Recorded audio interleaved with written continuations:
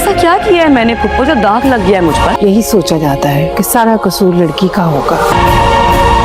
तलाक अगर दाग है, जुर्म है, सजा है, तो इसका मुजरिम सिर्फ सैफ।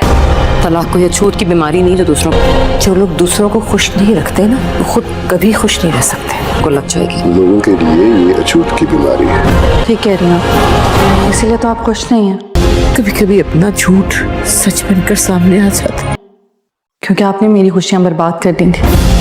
तलाक का दाग तो कौन सा दाग? और फिर उस सच पे कोई यकीन भी नहीं करता।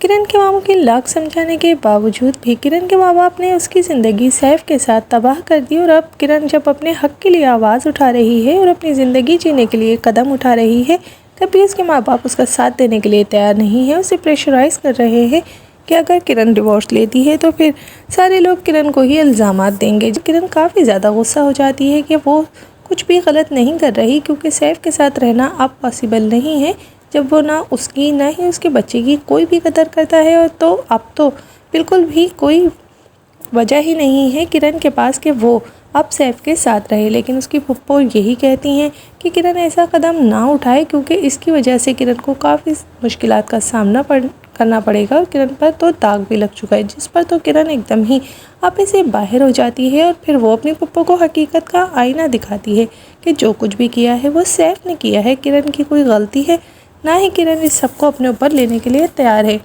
सैफ की माँ को अब एहसास हो रहा है कि अगर वो वक्त पर ये चीज़ें ना करती तो फिर आज फरियाल और सैफ खुश होते और किरण की ज़िंदगी भी तबाह ना होती, क्योंकि अब फरियाल ने उन्हें जब हकीकत का आईना दिखाया है कि उन्हीं की वजह से फरियाल की और सैफ की ज़िंदगी भी तबाह हुई है। और ना सिर्फ इन दोनों की हुई है, बल्कि किरण की ज़िंदगी तबाह करने वाली भी अपनी झूठी की अना की वजह से उसकी सास ही है। ना वो ये सब ड्रामा करती हैं और सैफ और फरियाल को अलग करती हैं, और ना ही किरण की ज़िंदगी तबाह होती।